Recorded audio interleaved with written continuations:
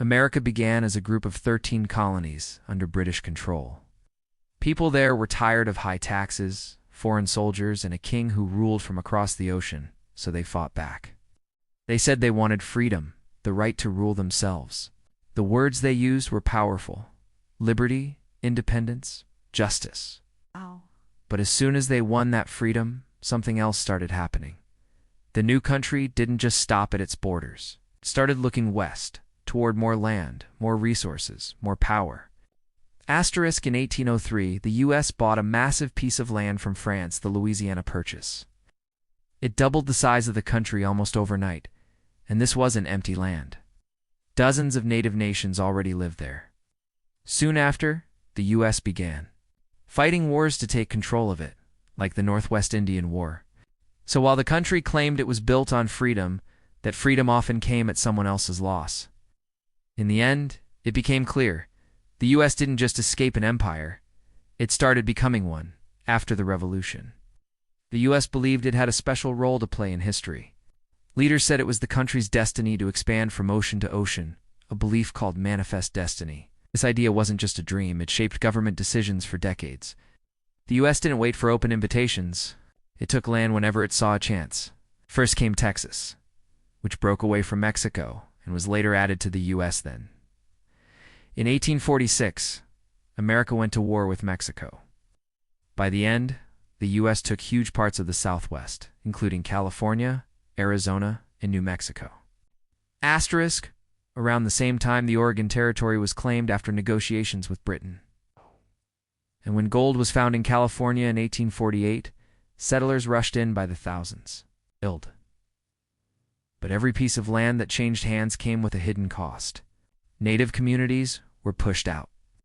Mexican families lost farms. New borders were drawn by people with power, not by those who already lived there. The map kept changing, but it always changed in one direction. More land for the U.S., less for everyone else. Long before the United States existed, this land was home to hundreds of native nations. Tribes like the Cherokee, Lakota, Apache, and Navajo had their own governments, languages, and borders. But as the U.S. expanded, those nations were treated like obstacles. At first, there were promises, treaties signed between tribal leaders and American officials. But time and time again, those treaties were broken. The government took more land than it gave, often by force or trickery. Asterisk, one of the most painful chapters was the Indian Removal Act of 1830.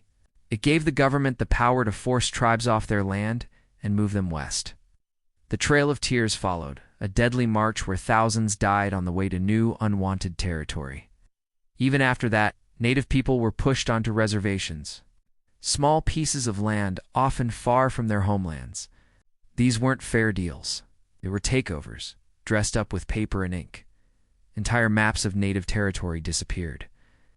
What was once a land full of different nations slowly became one country, and many of those original nations were erased from view. Most people think colonization only happens when one country takes over another, but in the U.S., it happened inside its own borders too. After the Civil War, the South was placed under military control during Reconstruction. Many areas were treated like occupied land. The people living there, especially freed black communities, were denied basic rights and faced constant violence. In other places like Puerto Rico, Guam, and American Samoa, the U.S. took control without ever offering full equality or representation. These places were labeled territories, but they were ruled more like colonies. Asterisk, native lands faced the same pattern. Oil, gas, and minerals were taken from their ground, but profits rarely stayed with them. Laws passed in Washington decided what happened on their land, often without their say. The U.S. flag flew over all of it, but not everyone under that flag had power. The idea of self-rule, the very thing the country fought for in 1776, wasn't shared equally. The U.S. didn't need to cross an ocean to build colonies. It did it right here, in its own backyard. Words have power. And in America's expansion, words were used like tools or weapons. When native people were pushed off their land, newspapers didn't call it theft. They called it settling the frontier. When people fought back, they were called savages or rebels. The US didn't say it was taking land. It said it was spreading civilization. These words helped people feel okay about what was happening. They made violent acts sound noble. Asterisk, even today, that language lingers. We still hear words like development or progress used. When poor neighborhoods are torn down or when pipelines cut through native lands, the real story is often hidden behind polished words. And that's the point. Language makes hard truths easier to ignore.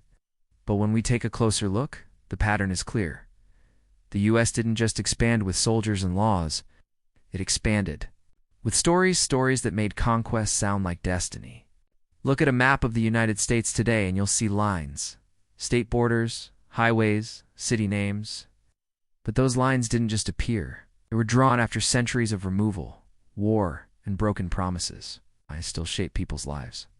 Many native communities today live on small, scattered pieces of land, far from where their ancestors once thrived. These areas are often underfunded and ignored. Asterisk, in big cities, neighborhoods that were once home to native or black families have been changed by force or pushed aside by rising prices. In rural areas, the land is rich in resources, oil, gas, timber, but the people who live there rarely see the benefits. The effects of colonization aren't stuck in the past. They live on in poverty maps, school funding, hospital access, and even prison rates. What was once done with guns and treaties is now felt through laws, systems, and silence. The map may look finished, but its story isn't over.